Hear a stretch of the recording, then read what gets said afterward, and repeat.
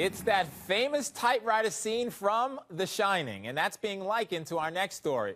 Well, if you hate your job, this story's for you. And Susan, I know you were scarred by The Shining. I was. Just seeing that there, I get the chills watching that scene. And this is a little Jack Nicholson-esque. His name is Daniel Kochanski, and apparently he hated his job. He typed those words over and over and over again. That's how we know.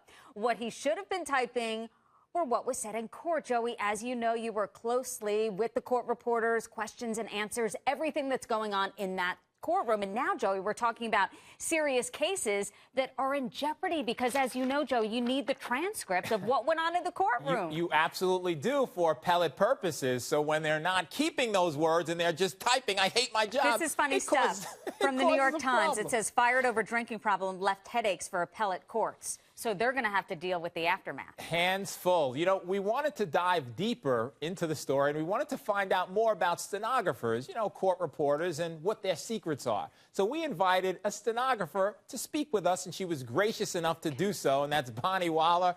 Bonnie, you're joining us. We thank you so much. So what are you guys really doing when you're typing things out?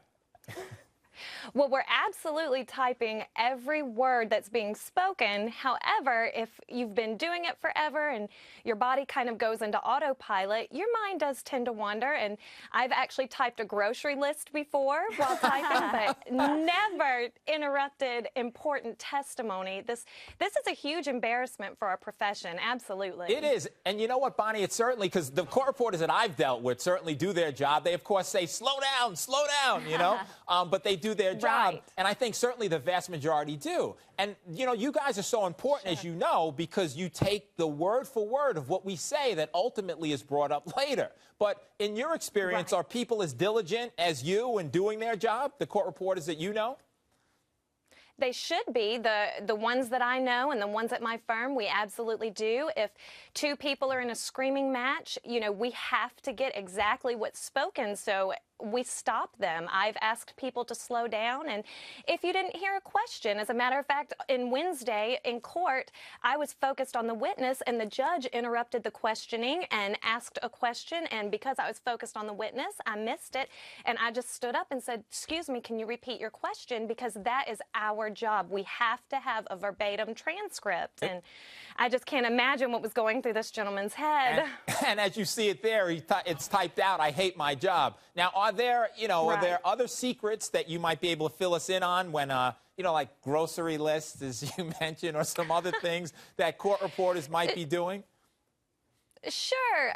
You know, we have to also identify speakers when there's multiple attorneys present and one is questioning. If another one has an objection or puts something on the record, we have to identify the change in speakers. And, you know, we have a split second to do it because we also have to jump back into the spoken word.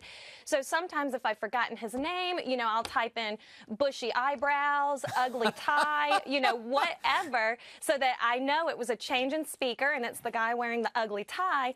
And then during the editing process, of course, we get rid of all that and we take out our notes to ourselves and to produce a working transcript. Well, you know what, Bonnie? We're going to subpoena your records for this show to see what, you know, you're writing. Don't. Ugly tie, cigar, everything else you write. So be careful.